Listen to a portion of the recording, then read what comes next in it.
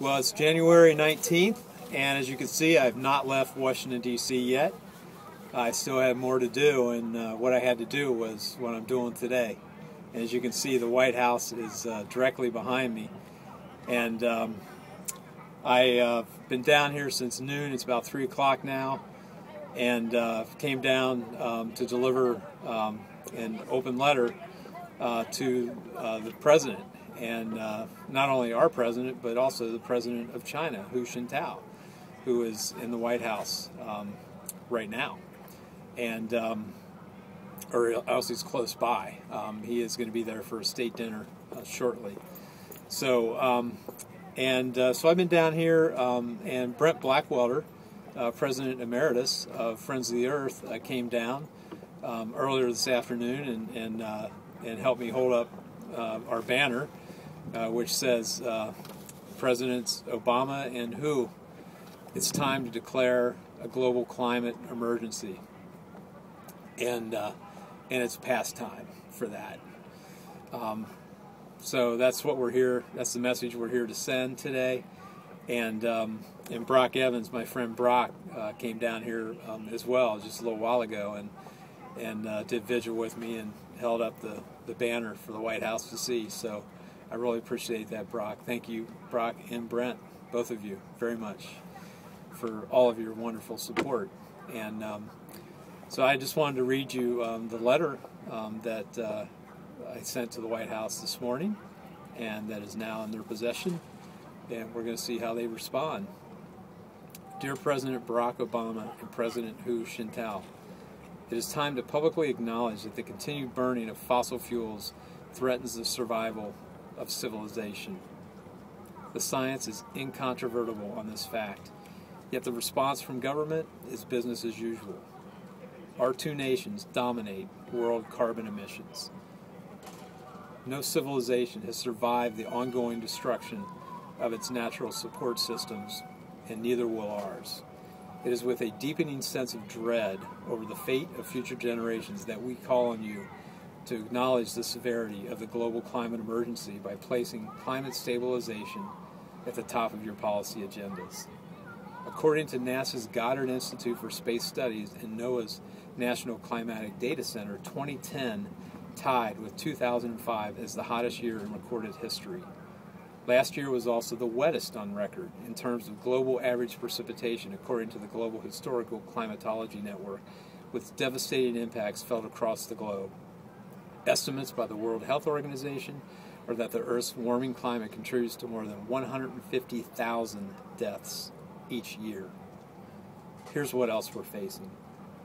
Crop withering heat waves, a melting Greenland ice sheet that threatens to raise sea level 23 feet, fires transforming carbon-storing tropical rainforests into carbon emitters, ocean acidification imperiling the base of the seafood chain, melting glaciers in the Himalayas and Tibetan Plateau threatening the dry season irrigation water supplies and food security of hundreds of millions of people, ever deadlier storms creating growing numbers of climate refugees, scientists predicting 1/5 of living species being driven toward extinction by mid-century. This is just the beginning. Nature tells us time is running out, but we can't see the clock. As we blindly reach critical climate tipping points, things promise to get worse, much worse. Central to the solution is a wartime-like mobilization by the governments of the United States and China to cut carbon emissions 80% based on 2006 levels by 2020. This is required if we are to reduce carbon emissions to 350 parts per million in the atmosphere, the level top climate scientists say is safe for humanity. There is no more important measure of presidential leadership than living up to the expectations of our children to protect their future. Every day our respective governments fail to act, their futures grow more perilous. We await your response.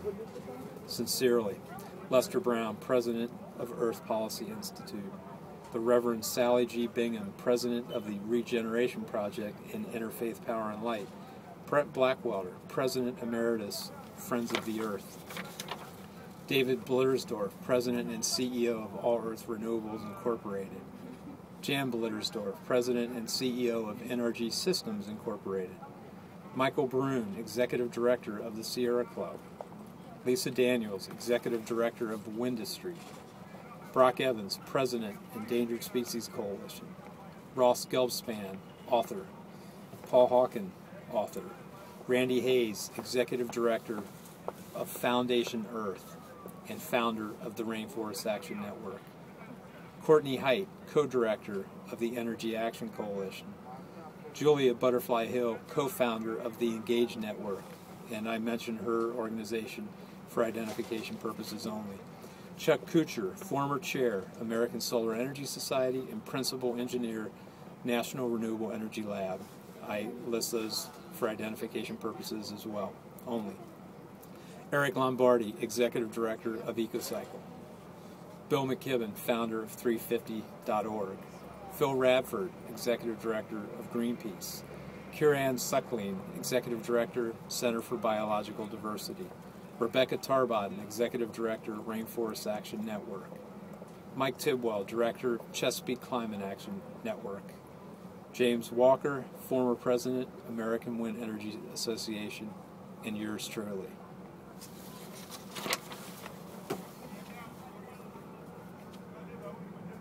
We're waiting.